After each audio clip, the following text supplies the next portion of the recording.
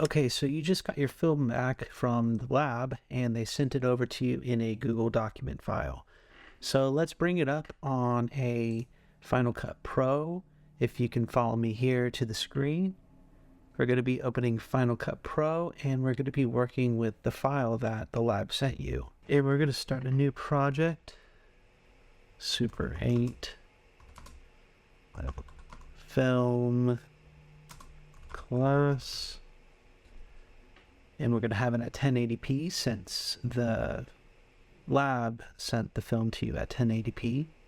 We're going to have it at 24 frames per second, and I'm going to show you why later in a second. Okay, so let's engorge this screen a little bit. We have the Super-8 film here. The final kind of product. This is the whole file. I got this wedding for a client in 2022. So we are going to move this down here. And what we're going to do is just go through the film itself.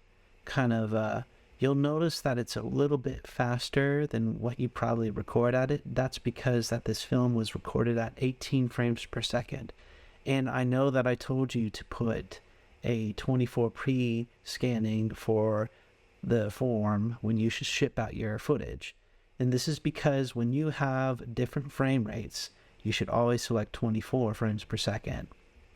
Even if it's 18 frames per second, unless if you have film that's all 18 frames per second, just select the 24 frames per second. So if you have film that is 18 frames per second, what you're going to do is select it and you're just going to divide 18 by 24. So let's pull out our calculator real quick. So you're going to divide 18 by 24, and what that's going to give you is 0.75. So what you're going to be doing in the editor is selecting your clip and then going to the time slot right here, the little speed ramp dial, and you are going to go to custom. And then what you're going to do is slow it down to 25%. And then you're going to hit enter.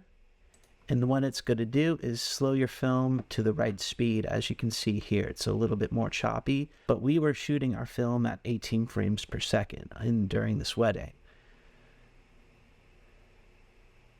So whenever you're going to be doing that, just divide it and you'll get how much. Same with if you were shooting with 9 frames per second, you will want to divide 9 by 24, and then you'll slow your film down to that percentage speed. So it's down to 75% slow, and you can just see here how beautiful it looks, how choppy it looks. It kind of has, it's showing you true 18 FPS right here. So this is what it's looking like. And so what you can do is get rid of all the crappy shots. So there's a crappy shot down here, like this little, I think that's an emu right there. So it was kind of out of focus, and these are the shots that you may think that are in focus, and they just come out of focus. That method that I showed you for the shooting tips, the zoom focus frame, is going to get your best chances, but there's not going to be, it's not going to be perfect every time. It may be perfect, but there may be some shots that are out of focus. So what you're going to want to do is just kind of clean up. You want to have like sort of a consistency with your footage. So we got here, let's go to this frame and we're going to blade it real quick out of the footage. All right, here we go. So now we have a fluid consistent shot here, and let's go to the next scene. And it's the same frame rate, kind of same focus. Also, you may have shots like this that are completely just out of focus. That one's a little bit more in focus, but this one is out of focus right here. You're going to just be chopping all the crap out of your footage so you can have it look very good and consistent. So let's get this out. That's a little better in focus. All right. And then here we go.